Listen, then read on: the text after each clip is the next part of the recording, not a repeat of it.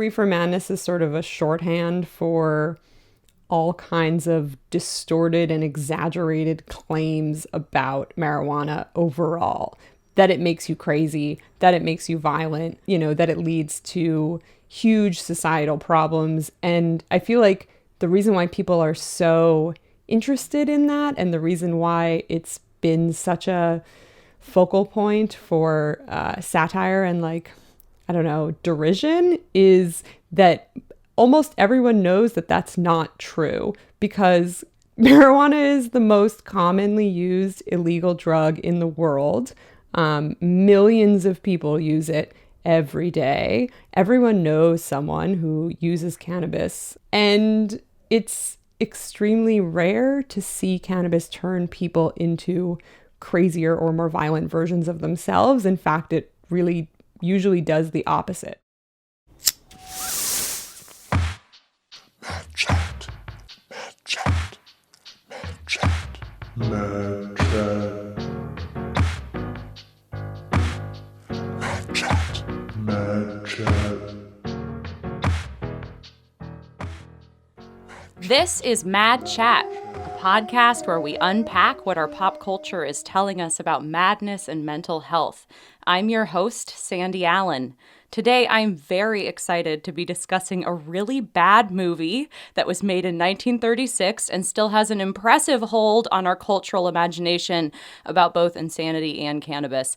Reefer Madness. Recently, a huge supply of heroin was taken. The deadly drug was burned in the incinerator of the Bureau of Engraving and Printing. And more vicious, more deadly, even than these soul-destroying drugs, is the menace of marijuana. I'm very excited that here to talk with me about Reefer Madness is my dear friend and honestly favorite person on earth to discuss all things cannabis, reporter, writer, Amanda Chicago Lewis. Amanda, welcome to Mad Chat. Hey, Sandy. Happy to be here. I wondered when I asked you, if you talk about Reefer Madness, had you seen it before? I've seen pieces of it. I don't remember it in great detail. I know I was at a celebration of legalization maybe a year and a half ago where they were projecting clips from Reefer Madness on the wall while everyone got super stoned. It's like around. So just for the listeners who aren't already aware of you and your work, do you mind telling a bit about, what you write about and what you focused on in your reporting career? Sure, yeah. For the last 5 or 6 years, I've been very focused on cannabis from pretty much every point of view you could look at weed. So from the scientific standpoint, the political policy standpoint, business practices and undue influence of special interests over legalization, social and cultural implications. So weirdly, I cover cannabis from the perspective of someone who's been using it since I was a teenager, with the idea that if your average pothead was really involved and informed on what was going on with legalization, what they might be interested in and care about. Because, I guess I'm sort of the average pothead over here. You're much more informed than the average pothead, I gotta now say. I am. But in 2012, I was not. Sure. And so you've written for all sorts of outlets, including BuzzFeed News, where I was your editor years ago, and GQ, and you're now a columnist for Rolling Stone. Yes. I try to really be like the bridge between the cannabis world and the mainstream world, and sort of walk back and forth between those worlds and explain what's going on to the Which people. is often racism, right? Like it's often it's racism. We've got it's another case of racism. There's a lot of racism and there's a lot of capitalism, and that's sort of what it all comes down to. Wondering if capitalism might be bad. Okay, really quick, let's say what we're talking about, Reefer Madness. So it was a movie from 1936 that was like this anti-marijuana propaganda film. And it also had a couple other titles, including Tell Your Children and also The Burning Question, Dope Addict, doped youth, and also love madness, which, you know, I think Reefer Madness is clearly the strongest title. And it's so strong, in fact, it's been the title of all sorts of other things, including the Eric Schlosser book from 2003. And the 1936 Reefer Madness was also adapted into a movie musical in the early aughts starring Kristen Bell and Alan Cumming and Anna Gasteyer. And I just watched it today, and it is horrifically bad. Reefer Madness! Reefer Madness!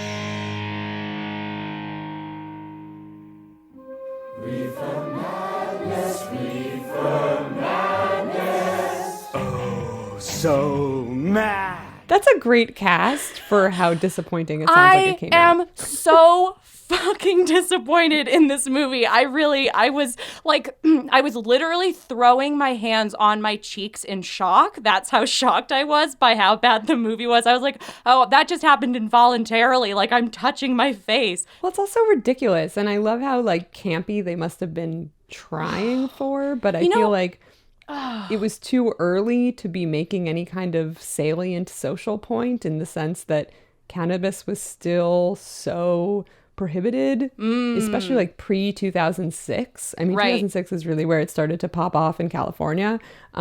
So the idea that they were mocking this thing while it was still the predominant way people were thinking about cannabis is as a dangerous. It was just like not the right moment for that. Yeah, well, I mean, my main thing is like it was like billed as a satire, but literally not funny. Like, I was like, whoa, there is an astonishing lack of actual comedy in this thing. It's just Kristen Bell singing a musical. Anyway, so it's all these things, and I think Reefer Madness too. I would say it's also kind of just the construct, like the meme even of like cannabis equals insanity equals homicidal violence, right? That's kind of the rough equation here. And so this idea is nonetheless really popular. We've got this most recent book that came out this year by this former New York Times reporter, Alex Berenson, called Tell Your Children, i.e. one of the other original Reefer Madness alt titles, which you wrote about in your Rolling Stone column, and which was written up by Malcolm Gladwell in The New Yorker, like really fawningly, science be damned.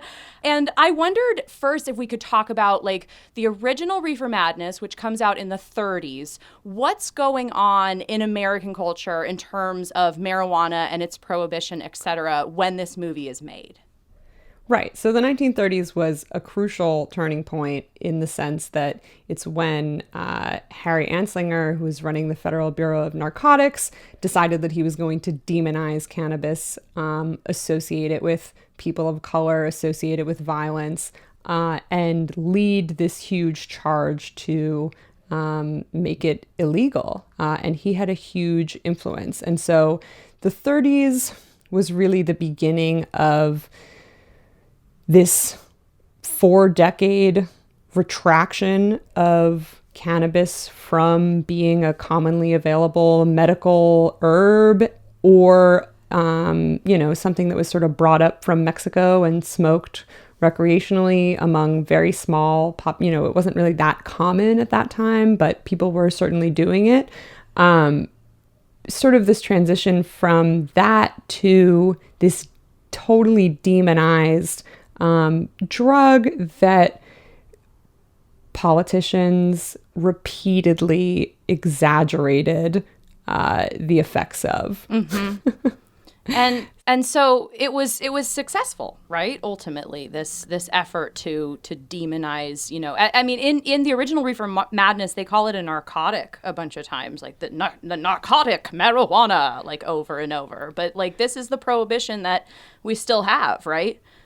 Right. And we forget, drugs in general, what we sense to be a medicine, what we sense to be an intoxicant.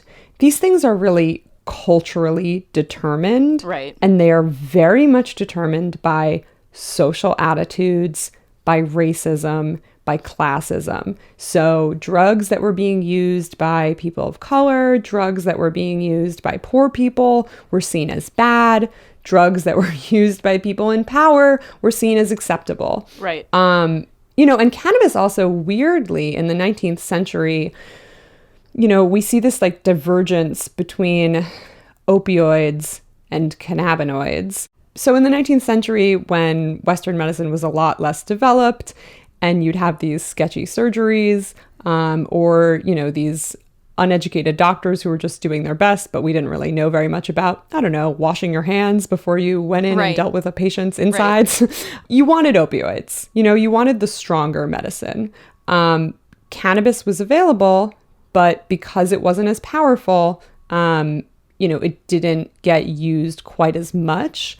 But people were already noticing then, opioids are much stronger, but much more addictive and ultimately more harmful to the body. There are medical papers from the 1840s, 1850s talking about this, anecdotal, not the, perfect peer review research that like exists today, but like certainly the same effects were observed then. Right. And so anyway, yeah. So, this was a medicine. It was a more mild form of medicine than opioids, in the end of the 19th century, early 20th century, like understanding of what was a drug, what was a medicine, what was quote unquote good for you, what wasn't good for you, what was potentially a menace, right, and what was not. All these things got determined kind of outside of science. These are social, cultural, socioeconomic attitudes toward substances. Right. So in the original Reefer Madness, it is framed around a PTA meeting where this like kind of scary, bespectacled dude named Dr. Carroll is giving this presentation, tell your children about the scourge of marijuana. You and all the school parent groups about the country, and you must stand united on this and stamp out this frightful assassin of our youth. Because it is only through enlightenment that this scourge can be wiped out. And it's kind of this moral tale that he's telling about these like young people who are lured into a reefer den and who, become basically involved in all this, murder and violence and sex and, et cetera, because of reefer.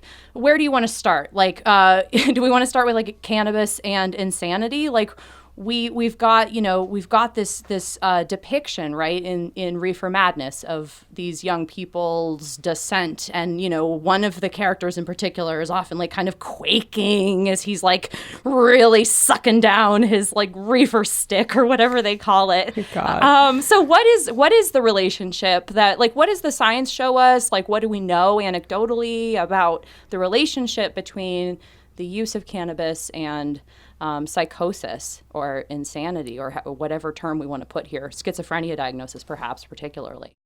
So I think anytime a substance alters your mind, and of course we have lots and lots of mind-altering substances, and many of them are legal and many of them are available through prescription, people need to have that sort of couched within some sense of what is okay and what is not okay, right? So we think, oh, like peyote, like that's really bad, or like meth, don't do meth. But then we think, maybe fentanyl that you might get after surgery, or, really powerful antipsychotic drugs, things like that really mess with your brain chemistry and might intoxicate you. I mean, certainly I've had Percocet after major surgery, and that was very intoxicating. I couldn't read. I couldn't focus on anything.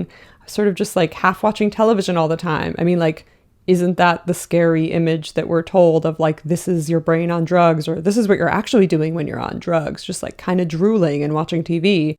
And I think that violence and insanity get brought out there because they are, I guess, some of society's greatest fears. Like when you're on a substance, when your mind is altered, you might lose control. And if you lose control, like what could those consequences be? Well, oh my God, what are the worst consequences? The worst consequences are violence or insanity. Sure. Or, depending on your point of view, perhaps sex with a black man. Mm-hmm. Like it was always like, what is the scariest thing a person could imagine? that is what weed is going to make you do.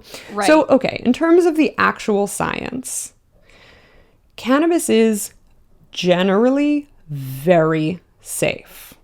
One of the few things we do know, however, is that there is some association between using cannabis and schizophrenia. Is that a causal association? Really difficult to say. Right. And that's However, a big important point, to just pause Right. there in terms of the difference between correlation and causation when it comes to looking at stuff like cannabis use and schizophrenia diagnosis. Right. Actually, this is something I wanted to ask you because, so my sense is when your mind is somehow altered and your brain already might have something in it that was, getting ready to trigger psychosis or some other kind of mental illness, that getting into an altered state will just sort of help you along. And that's sort of my, unscientific, having talked to a lot of people, understanding of what I think might be going on.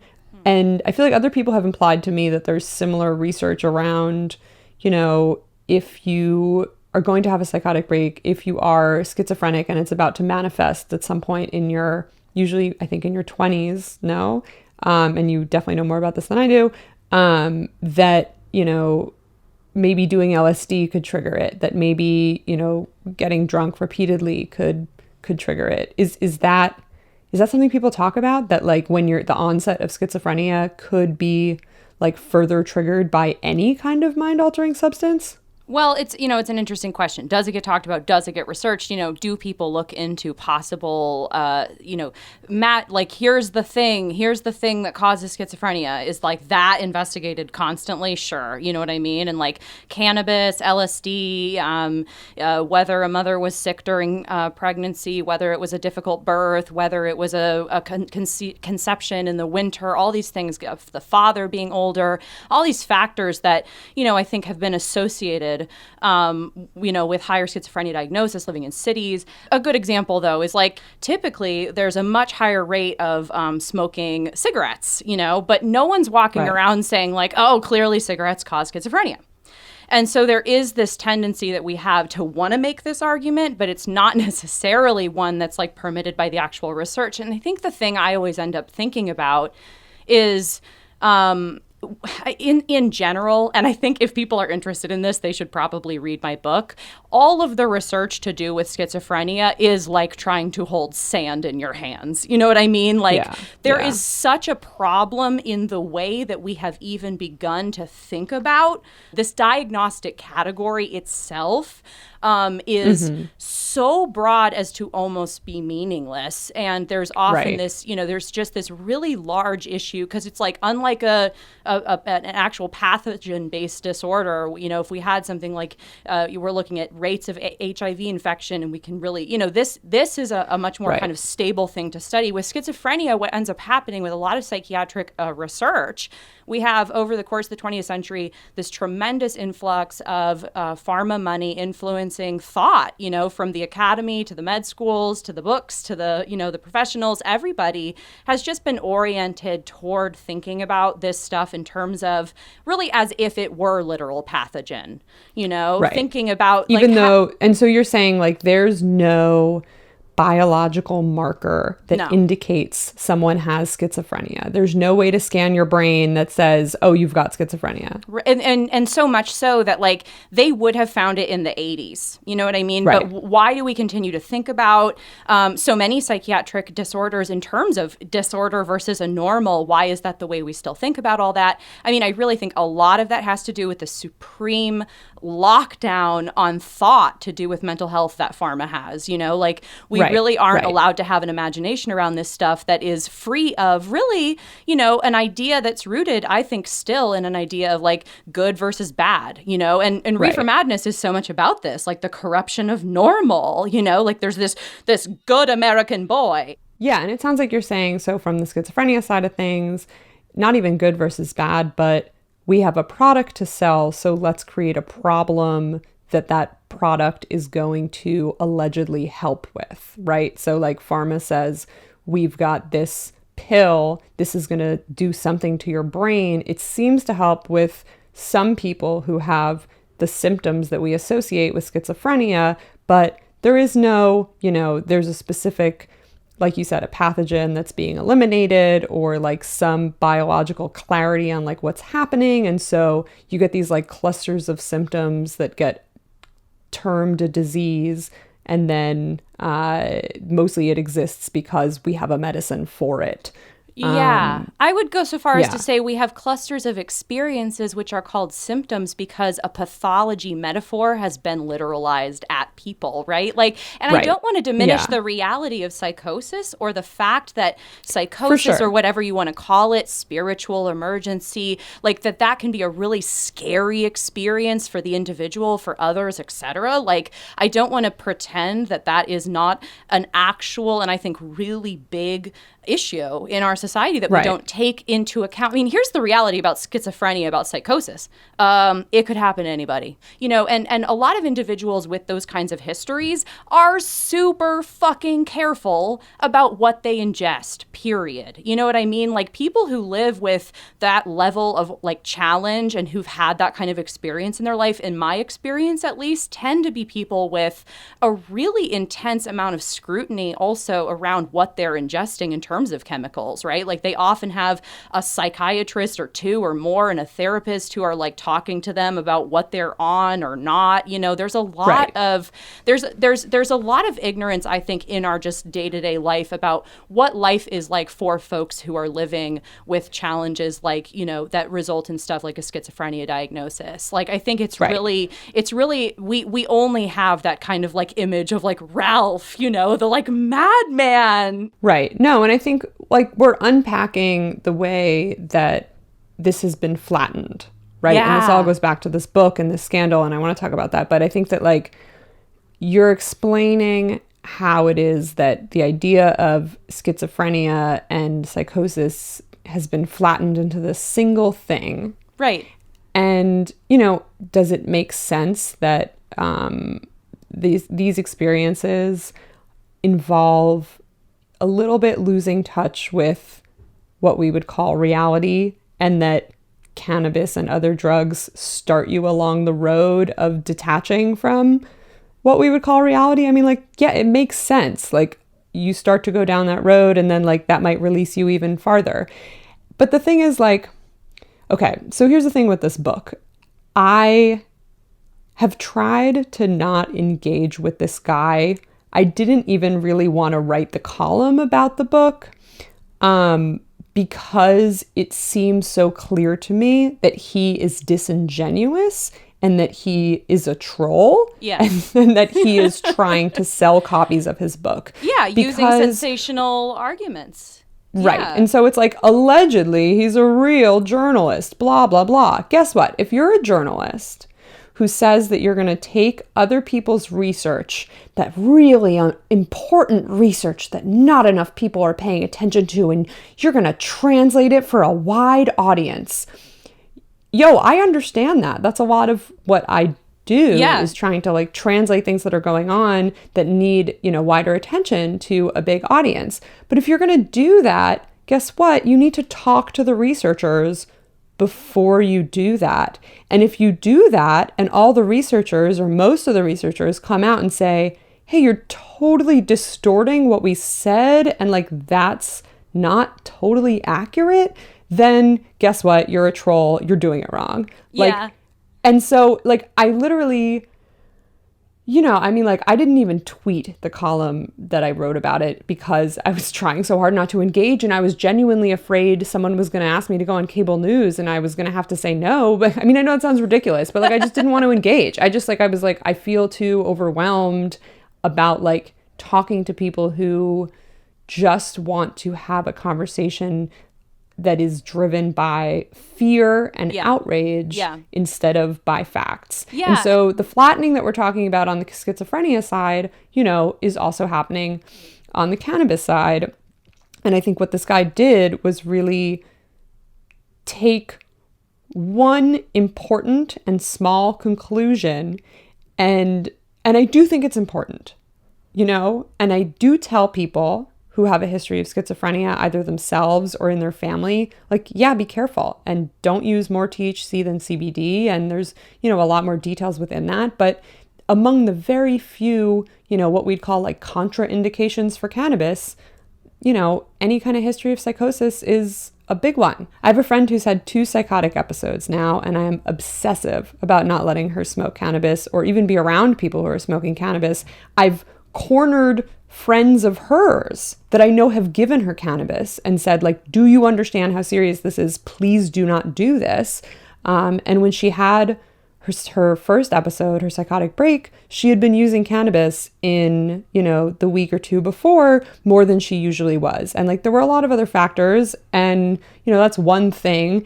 And like, I genuinely believe that we would have discovered with or without the cannabis that sometimes she maybe has a tendency, her brain chemistry can go there. Well, and I think that one of the things I do want to just point out as well, though, it's like, I think that an individual in that position is also going to be smart to be careful about alcohol, right? Like, I think they're going to be smart to be careful about a lot of substances that might, as you say, potentially alter, their sort of state of mind, and that can be scarier for some than others. I know people who also use cannabis to help their psychiatric symptoms of a variety of kinds. For sure. And it depends on what your symptoms are. Do you have anxiety? Do you have depression? Yeah. Yeah. And I mean, I know people who identify as voice hearers, for example, who use cannabis in order to hear their voices more. I know people who use it that way. And so I think that for me, it really comes down to, in a perfect world, I think we would have less stigmatization of all this stuff, the chemicals and the internal experiences. I think we'd have less of a desire to label and pathologize, and we would give people better info and a big prerogative. Like, you get to decide. I mean, one of the things that's very striking about Reefer Madness, the like old movie, is the kids are like drugged. You know what I mean? Like, they're both like tricked into smoking reefer. They're handed like innocent cigarettes, and then it turns out it's reefer. Oh, here. If you want a good smoke, try one of these. And it's like such a simple but like striking fact. Like, they're not ingesting this stuff willingly even, right? It's being like they're being drugged by someone else. Like, it's being pushed on them. Like, that shit itself is really bad, Like that like to me is so different than an adult making the decision that they want to smoke some pot. Right. And also the same flattening you were talking about with like, what is schizophrenia, you could do on the other side with it, which is, what is cannabis? And I've had someone described it to me somewhat recently as, weed is not a drug. It's a drug development toolkit. There are all of these different compounds that you can emphasize or de-emphasize and produce totally opposite effects, right? Yeah. So you could get a form of cannabis that makes you very hungry, right? The munchies, we all know about that. There's also a form of cannabis that, causes you to not be hungry and acts as sort of a diet pill style stimulant that, I've talked to one of the guys who's making a product like this, and he's tried it and he was like, I didn't eat for like a whole week because he was smoking this kind of cannabis, right? You just see the same thing around, I think, blood pressure. You see the same thing around focus, right? Cannabis can make you totally distracted. It can make you super focused. And it's all about like these compounds within and like what you're doing and what you're not doing. Schizophrenia wise, cannabis that's super high in CBD, I know has been seen as an antipsychotic and is actually good for people who have schizophrenia. So, is it a good thing to try a really high CBD form of cannabis if you have previously had a psychotic episode? Like, no, probably don't do that. But, there's a lot more that we're learning and there's a lot more that's coming out. And I think the thing that was just really mind-blowing to me with Berenson and this book, Tell Your Children, which had this just huge maelstrom of publicity in January and February in particular, and, earned this really ridiculous Malcolm Gladwell article that made me very angry. Honestly, that Me made me too. even angrier than the book itself because, oh my God, Malcolm Gladwell, why are you the worst all the time? And there's this paragraph in here that has like facts about schizophrenia that I was like, where are these things even coming from? I was like, wow, this is all news to me, bro. Like, and this is all I researched. Right. Oh, yes. And the book is just cherry picking data, overemphasizing conclusions, to make points that aren't quite reflective of reality. It's flattening on the mental illness side. It's flattening on the cannabis side. Right. And in the end, it upset everybody. But this guy made a pile of money. And because, the media ecosystem is so, enthusiastic about anything that will create any kind of outrage, he got so much attention. Yeah. And I think it made people who think and do work around cannabis professionally very frustrated because Berenson was literally tweeting like individual instances of a robbery a violent robbery, like in a city, in a state where they legalized cannabis and trying to act like that was proof that, legal cannabis was causing people to be violent. And it's just like, it doesn't work like that. And then and there's so much flattening that's happening. I mean, even the sense that like, if he would say like, oh, this person did something violent in this like one specific crime write-up and they had cannabis in their system. Yeah. Okay, let's just even talk about the fact that just because cannabis is in your system doesn't mean you are high because cannabis stays in your system for 2 weeks to 4 weeks. It's like he has a goal. He's mobilizing science toward that end. And it's like we all need to figure out how to make clear that, often you can, as you say, cherry pick. I mean, also books aren't fact checked. I think that's always worth repeating. Like, books aren't fact-checked. Hey, it's Sandy. I'm going to quickly interrupt myself in order to say to you, the listener, thanks for listening to Mad Chat. I'm really grateful to those of you who are listening. I would encourage you to please subscribe wherever you're listening to this. If you're not already subscribed, if you're listening on Apple Podcasts, will you rate and review us? And don't misgender me when you do so. I'm non-binary, they, them pronouns. Thanks. What else? Oh, would you please maybe follow us on social media at Mad Chat Show on Instagram and Twitter, and we're Mad Chat Show on Facebook. And if you tag something, hashtag What's Helping Today, our social media manager, Annie Mock, might illustrate your suggestions. So tell us what's helping today. All right, back to the show. Back to me.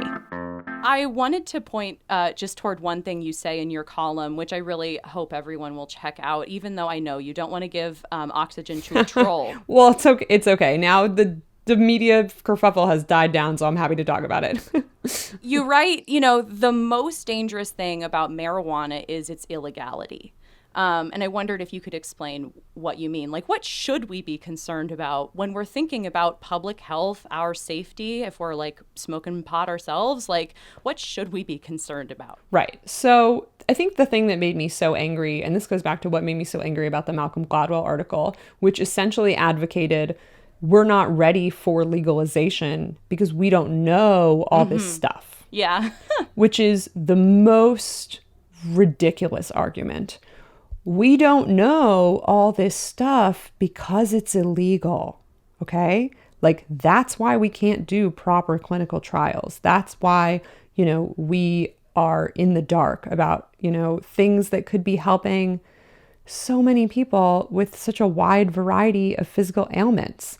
Are there some risks? Yeah, there are some risks. Are there for-profit companies, leading legalization in maybe not the best directions? Yes. However, unless we legalize and we do the science, it's just going to continue in this gray, unsafe way because let's be real. It's pretty easy to grow cannabis. I mean, it's not easy to grow it well, but it's pretty easy to just grow it. It's everywhere. It's already everywhere. Like I said, it's the most popular illegal drug in the world. We've got, something like 13 to 18% of Americans using it on a regular basis. So the demand is there. So once the demand is there, the question then is, how is it going to be produced? For a really long time, that meant the cartels in Mexico. Let's think about what the American demand for cannabis, caused among the cartels in Mexico. Lots and lots of violence and death. Okay? Was cannabis itself actually killing anyone who was consuming it? No. Does a very occasional person get so high and then do something potentially stupid that causes them to hurt themselves? Yes. But is it anywhere near the level of public health problem that we see with alcohol, which is legal, that we see with tobacco, which is legal, that we see with opioids, which is legal? No, nowhere near as bad as any of those things. Right. So in the 90s, as we see medical legalization move into California, it starts to fuel this boom, especially in Northern California and Southern Oregon, toward these, backwoods folks from all over the country. Sort of like the best drug dealers from all over the country will go to Northern California to try and make their fortune in what's known as the Emerald Triangle. And, that the variety of ways that, cannabis gets grown and talked about up there, it's almost an enormous culture to try and even describe. But I would just say that's a pretty dangerous place. There's been lots of stuff on this recently. I know there was a Netflix show called Murder Mountain or something, but it's, a place where, one of the counties that's in the so-called Emerald Triangle, Trinity County, lots and lots of hills and mountains. It's the surface area of Texas, and it's patrolled by fewer than 20 law enforcement folks. So, it's very dangerous when you make something illegal that there's this huge demand for, and it's something that isn't otherwise causing people real physical harm. It's not causing people to be mentally ill. It's not causing people to be violent. It's mostly just causing people to be chill, or maybe paranoid, or maybe hungry, intoxicated in the way that, in a rather mild way compared to some of these other drugs. The real problem occurs along the supply chain and the consequences of the supply chain. Right. I wondered if you could talk a bit about pesticides as well, and some of the risks that, to the consumer as a result of us relying on a black market, in the parts of the country where we still rely on a black market as opposed to the, where you live. But no, the illicit market is huge in Los Angeles, Sandy. Yeah. And that's partly because the feds have, refused to move forward on allowing cannabis to be legal. And the federal government still classifies marijuana as dangerous as heroin, but less dangerous than cocaine. What? Okay. Do people die of cocaine overdoses? Right. You can't die of a marijuana overdose. So why is marijuana more dangerous than cocaine?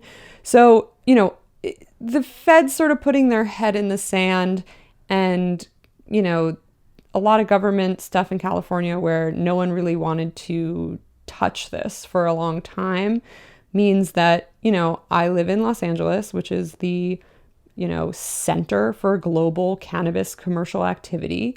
And there's only 170 or 80 legal marijuana storefronts here, but there's 1,000 illegal storefronts. So all of the consequences when you have this mix between legal and illegal, which really means that consumers consider it to be legal, but the people on the supply chain are often taking really big risks.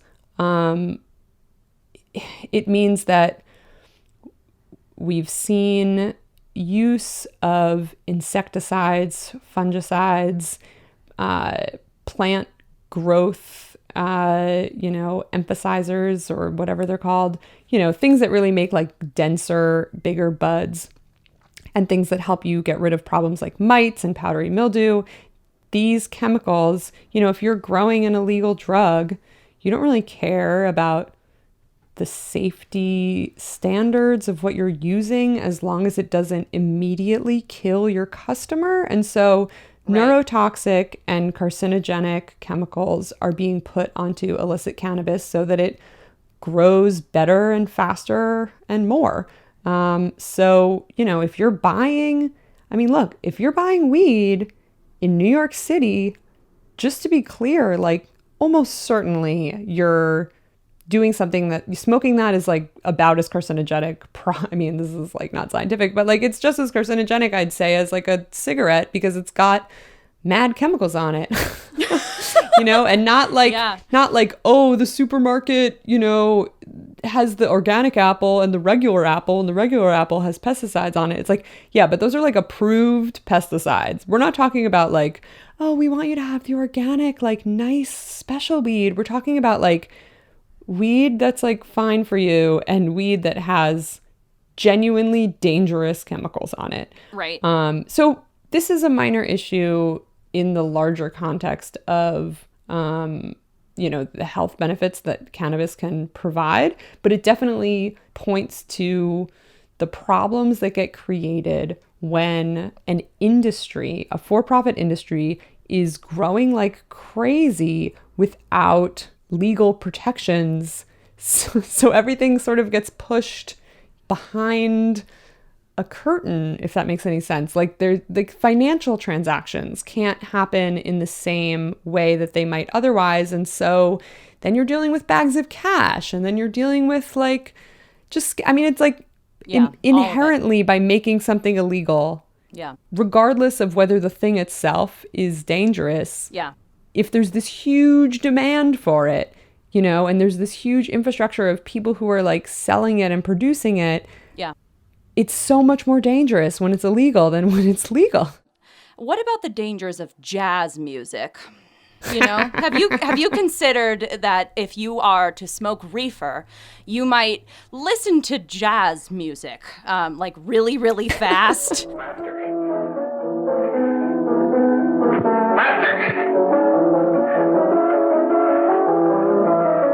faster.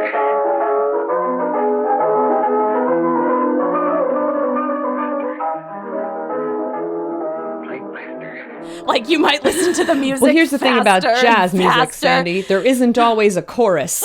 I know. They're like, ooh, this music is unstructured and these women are sexually liberated. I mean, it is striking to me that the original Reefer Madness from the 30s is, you know, white, you know, just there's nothing but white. Like there's no explicit racist, like there wasn't, you know, I wondered, right, like how explicitly, like what it was going to exactly be. But the more recent spoof musical had a lot more like kind of explicit, like kind of nods towards the racist origins of prohibition. But something that you've written about as well is, and you know, this is a big point, but I feel like it's always worth reiterating, like what does the prohibition of marijuana, you know, over the last century in this country, who has it incarcerated, who has it penalized the most? Right. And, you know, this is just racism over and over and over again. And we know this now because, you know, we know that Nixon explicitly said he wanted cannabis to be illegal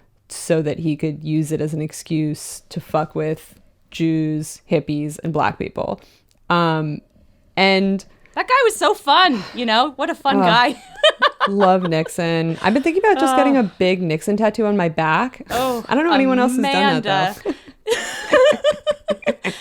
Well, and you write in your piece, you know, it is a dog whistle argument, I think, into the present. Like, there is no way of talking about this stuff that isn't relying on tropes that are in their guts racist, right? Like, these stereotypes are often just inextricable from the continuation of white supremacy and patriarchy, right? Reefer Madness is a movie about an attempted rape. Right. And so much of legalization has come back to this. Yeah, this sort of idea that people of color are more prone to vice than white people. They're more prone to criminality. They're more prone to drug use. They're more prone to, I don't know, like aberrant sexualities. And, you know, cannabis is a big part of that. And like, those are all just specious myths that are totally unrelated to reality. And the consequences are huge, and it's just very difficult to change widespread cultural bias because most people don't even realize the racist assumptions they're making when they talk about cannabis. You know, as we're in this precarious moment, right, where you live in a place where, you know, cannabis is nominally legal, but you have this robust black market that still exists. Federally, it's still illegal. I live in a state where, you know, we're still pretty much up Schitt's Creek here, you know, like, what gives you hope? You know, like, is there a future that seems bright at all? Like, is there anything kind of in these, as you continue to follow, like, the story of the end of prohibition of cannabis in America, like, do you see anything good on the horizon?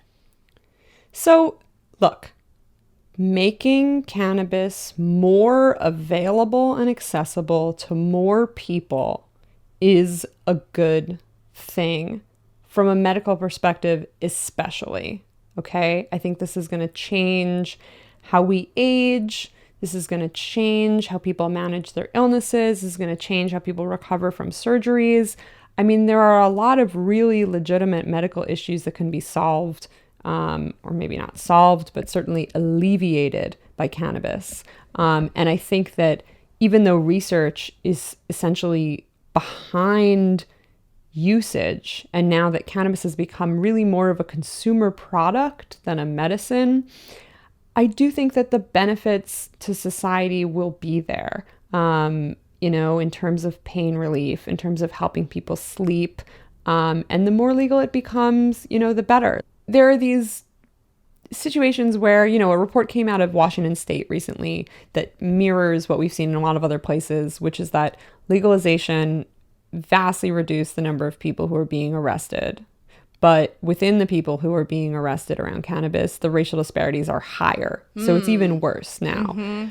However, it's important to remember fewer people are being arrested, right? And this goes back to, you know, what you were saying earlier about like the harm of it being illegal. How about the harm of hundreds of thousands of people being arrested every year for cannabis and then being caught in this legal financial wormhole that most other people are able to avoid because they have the money and perhaps the light skin color to get out of even any, you know, actual interactions with law enforcement. I mean, I'm sure you have stories, I have stories, we know lots of white people who, you know, talked their way out of some kind of criminal consequence, or within the criminal consequence, they got a misdemeanor instead of a felony, or they paid a smaller fine, or they served a shorter sentence. And, you know, that's sort of like deeply, you know, rooted racism in the criminal justice system. Cannabis is just like an expression of that. It's just the most frequent reason, you know, why we're seeing that happen. It's the loitering of drugs, you know? It's the like, who's getting arrested for loitering? Like only the people that can't afford their own spaces or are being pushed out of other spaces. So in terms of optimism, I think on the medical front, I feel optimistic about the wide availability of cannabis. And as legalization moves forward, certainly fewer consumers are going to experience criminal consequences. However, the way that it's happening is very messy. And I do really think we're going to see parallel cannabis markets, legal and illegal, for quite some time. And, you know, I think that 5-10 years from now, we're still going to be seeing this disproportionate impact on Black people in particular, but also on immigrants and other people of color, toward what will still be illegal, even if, you know, the feds legalize, because capitalism, because racism, because like those things are so deeply entrenched. And frankly, we have so many bigger problems to deal with, even if, you know, even if like magically we got this like really progressive administration in place tomorrow, you know, I think like, are we going to focus on like maybe hopefully actually we'd focus on climate change before we'd focus on cannabis? Yeah, fair. So, you know, it's sort of like, well, the best case scenario would involve, you know, really progressive people coming to power. And then even if those progressive people came to power, like, would they implement legalization perfectly? Like, no, it's just like, you can't just, it's really, really hard to change attitudes, you know, like even if, you know, whoever I thought was the best cannabis activist came to, be president of the United States tomorrow, that person would not be able to change the hearts and minds of law enforcement and of doctors that have been trained for years and years and years to believe certain things are true, even if they are not. Well, and see, that's so interesting because it really does make me think about kind of, in this book, part of like the story around it. I haven't actually read the book. I didn't want to pay this guy any money, but like, his wife works with like, quote, the criminally and mentally ill. And that's kind of where he got the idea that like, oh, I wonder if like cannabis is responsible for schizophrenia, is responsible for violence. And that's kind of what set him down that path. But I thought that was a really interesting note, right? That his wife is a psychiatrist working with people who are, forensic psychiatry, like in a criminal justice lens, mental health provider, which, is itself, like when we think about that, a doctor who works exclusively with people in a criminal setting, I think is a kind of profession that like we have in America that like isn't necessarily something that like it's a relatively recent, a field, right? Like shrinks who work exclusively behind bars, in a great sense. Like, but that aside, like those attitudes, what doctors believe, whether they believe people who've got this label are full people, whether they view those people as irrevocably broken, whether they view those people as secretly evil, right? Like whether there's still that kind of old, because that's really, that's the old, the moral idea of, to do with insanity that I think we've carried around for centuries, which is like old, this sense that like insanity is a moral failing, that we should judge someone, who, and I do think that sense that, so like a character like Ralph, who in Reefer Madness is like kind of the most, I think he's focused on kind of the most like insane, like there's a lot of emphasis upon like his like kind of sunken eyes and his laughing, and he's really, he's, someone who I think we're sort of understanding to be kind of like very ruined by this drug specifically because he's gone insane.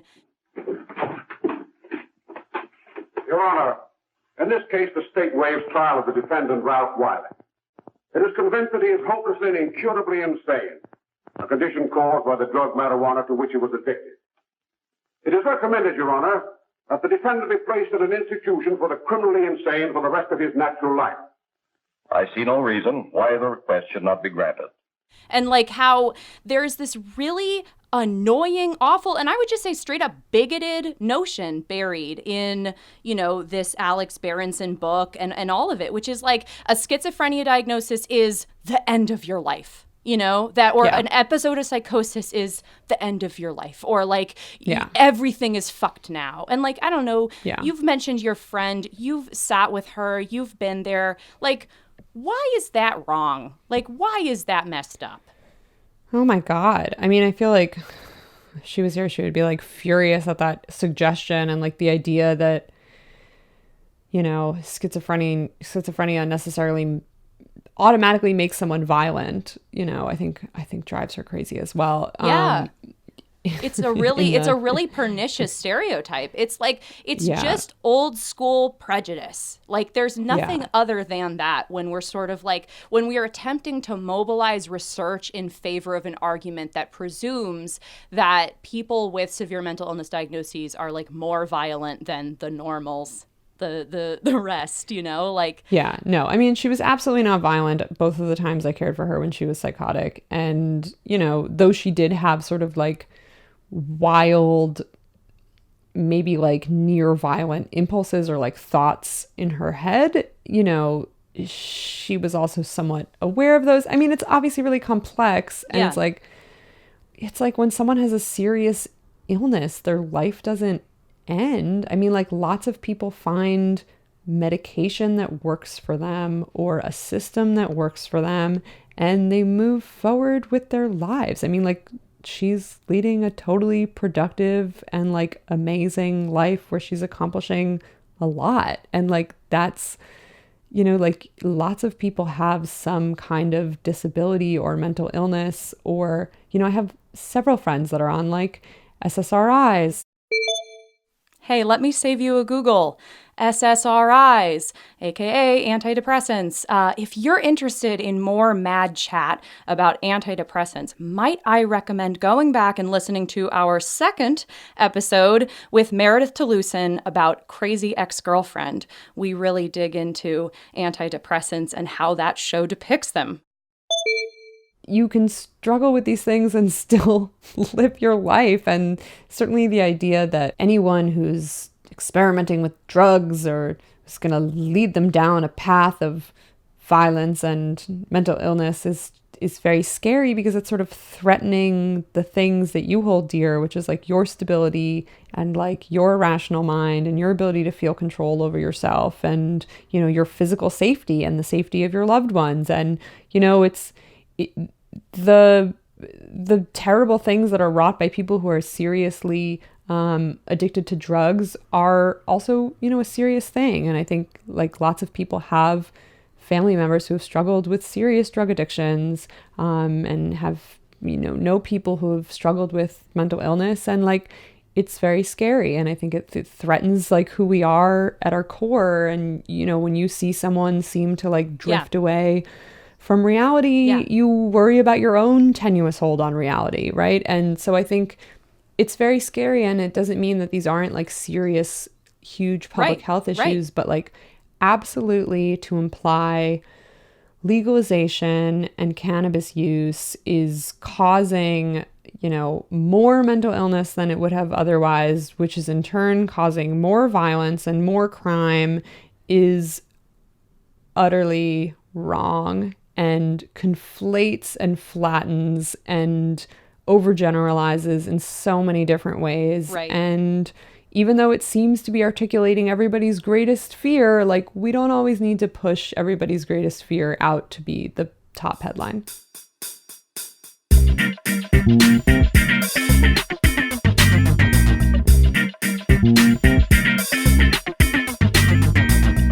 Our last segment on Mad Chat is called What's Helping Today? And we're just going to share something that, you know, is helping us today. It doesn't need to be like, here's the answer to how I'm good always, but like, what's helping today? Sure. Well, so super, relevant to this entire conversation that I have not mentioned is just over a year ago, I was in a car accident, and I've been recovering from a pretty serious traumatic brain injury since then, which has been all kinds of disaster for my brain and my ability to process the world and, you know, what's really me and what are the emotions that I'm suddenly being, are being thrust on me by my brain that I like wasn't expecting, and my ability to make decisions and, you know, all kinds of things. So certainly have experienced more of what I would describe as like literal mental illness in the past year than I ever have before. Would say what's helping me today, I just want to give a real shout out to something that I always thought was extremely silly, but has been like pretty crucial in my life, which is bone broth. So Sandy, all the different ways that I've become the sort of like Malibu Barbie that I never thought I would grow up to be, in the sense that I live in Los Angeles and I like love Pilates and I like love bone broth. I mean, you know, Barbie with her bone broth. You've given me bone broth when I was at your house, or last like a time. Malibu wife. You fed me bone broth and I really appreciated it. But yeah, bone broth, you know, bone broth, literally. So actually, the friend who's experienced psychosis was over last week, and I was feeling really sick because essentially if I get too much stimulation, my brain gets all messed up and I get pretty sick. And I was like, okay, yeah, you can come over, but only for like 30 minutes because otherwise it's gonna, you know, make me worse. And I was like pretty much in a bad place. And I made some bone broth while she was here, and, you know, started drinking it, and like halfway through the glass became, you know, much more animated and clear. And she just goes, wait, does bone broth hit you like right away? And I was like, oh yeah, I'm like feeling a lot better already. Can you tell? And she was like, yeah, your whole demeanor changed from like 5 minutes ago.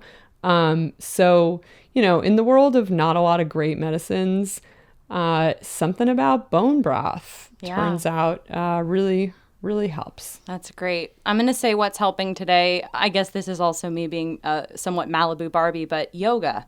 I have been like, I started yoga years and years ago, kind of in class settings and like kind of learned the basics, but I was never terribly into it or great at it. And then only in the last really maybe 6 months, I've been doing yoga here at home by myself, like with an app. And lately I've been doing it almost every day.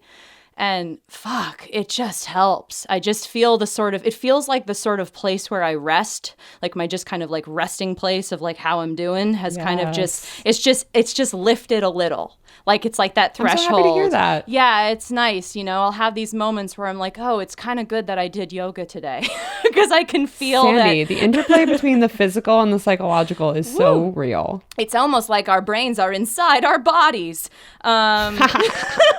Amanda, thank you so much for being my guest on Mad Chat today. Where can our listeners read your work and find out more about you? Yeah, I'm on Twitter at Ms. Amanda Lewis. My website is amandachicagolewis.com. I'm mostly found at Rolling Stone and, various other places around the internet. Awesome. Thank you so much, Amanda. Such a pleasure to be here. Next time on Mad Chat, I'm going to be chatting with author Esme Wei-Jin Wang about Dawson's Creek. Yes! I'm so excited to share this conversation with you guys. I wanted to encourage you to please read Esme's book, The Collected Schizophrenias, if you haven't already. Over the next 3 weeks, why don't you go check it out at your local library or buy it at your favorite indie bookstore or listen to the audiobook and then join us in conversation on our social media channels at Mad Chat Show on Instagram and Twitter and Mad Chat Show on Facebook. Let's talk about the book together, and then in 3 weeks, you'll have my conversation with Esme about Dawson's Creek. Mad Chat is produced by the incredible Lee Mengistu. Theme music by Lee Mengistu and her sister Ruthie Williams. Our social media and community manager is Annie Mock.